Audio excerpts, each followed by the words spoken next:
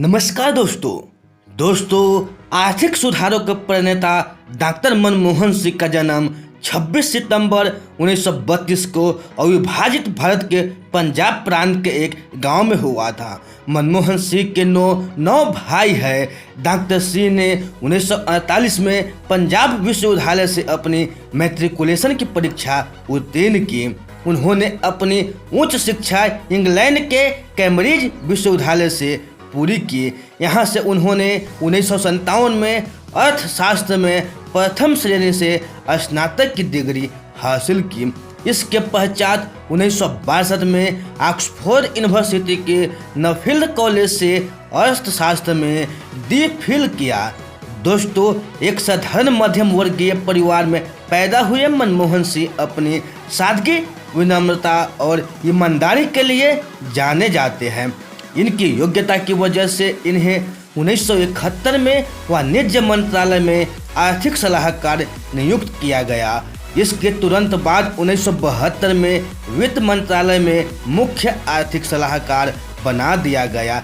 दोस्तों, डॉक्टर सिंह ने देश के अनेक महत्वपूर्ण सरकारी ओहदों को संभाला। ये वित्त सचिव, योजना आयोग के उपाध्यक्ष, भारतीय रिजर्व बैंक के गवर्नर, प्रधानमंत्री के सलाहकार और विश्वविद्यालय अनुदान आयोग के अध्यक्ष के रूप में काम कर चुके हैं।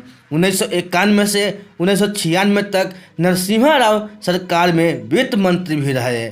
दोस्तों, इन्हें भारत के आर्थिक सुधारों का प्रणेता माना जाता है। सार्वजनिक जीवन में डॉक्टर सिंह को बहुत से पुरस्कारों और सम्मानों से भी नवाजा गया है। इसमें 1987 में पद्म विभूषण, 1995 में इंडियन साइंस कांग्रेस का जवाहरलाल नेहरू पुरस्कार, 1993 और 1994 का Asia money award for finance minister of the year आदि पुरस्कारों से सम्मानित किया गया है।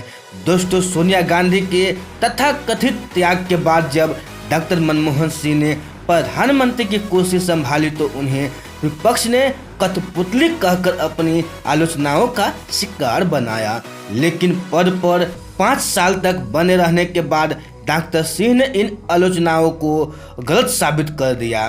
साझा सरकार चलाना अपने आप में टेढ़ी खीर की स्थिति उस समय अधिक विकट हो जाती है।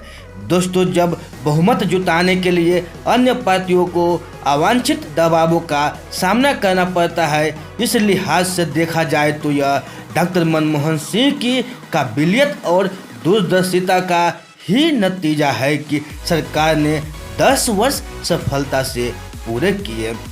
इन 10 वर्षों में कांग्रेस की अगुवाई में बनी सरकार ने जहां एक तरफ बढ़ती महंगाई, परमाणु करार पर वामपंथियों से टकराव और मुंबई आतंकी हमलों ने परेशान किया, वहीं दूसरी ओर आर्थिक विकास का औसत 8.6% होन, परमाणु करार का अंतिम स्थिति तक पहुंचाना और राष्ट्रीय रोजगार ग्रामीण गारंटी योजना का पूरे देश में लागू होना उनकी बड़ी सफलताओं को दर्शाता है। दोस्तों, मनमोहन सरकार के पहले साल में जहां अर्थव्यवस्था शुरू हुई, वहीं भारत पाकिस्तान के बीच शांति की नई राहें खुली और पोता को निरस्त किया गया। झारखंड और गोवा में राज्य सरकारों को नियंत्रित करने के प्रयास में सरकार को जबरदस्त फजीहत का भी सामना करना पड़ा। दोस्तों, इसी तरह दूसरे वर्ष में सरकार ने आरटीआई और एनआरईजीए का गठन किया, लेकिन उच्च शिक्षा संस्थानों अन्य पिछड़े वर्गों को आरक्षण को लेकर जबरदस्त विरोध का सामना भी करना पड़ा। लाभ के पद के मुद्दे पर सोनिया गांधी को राष्ट्रीय सलाहकार समिति के अध्यक्ष पद से इस्तीफा देना पड़ा। दोस्तों, लेकिन वे रायबरेली से दोबारा चुनाव जीतकर लोकसभा में आई। दोस्तों, मनमोहन सिंह की शादी 1958 में गुरशरण कौर से हुई। उनकी 3 बेटियां उपिंदर सिंह, दमन सिंह और अमृत सिंह है। उपिंदर सिंह दिल्ली विश्वविद्यालय में इतिहास की प्रोफेसर हैं। उन्होंने 6 किताबें लिखी है और दमन सिंह भी लेखक हैं।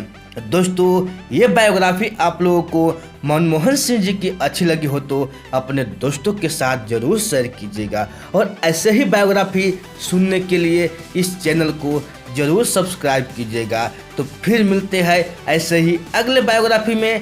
तब तक के लिए आप खुश रहिए, सुरक्षित रहिए और अपने सेहत को अच्छी तरह से ध्यान रखिए और अपने परिवार से मिलजुल कर रहिए।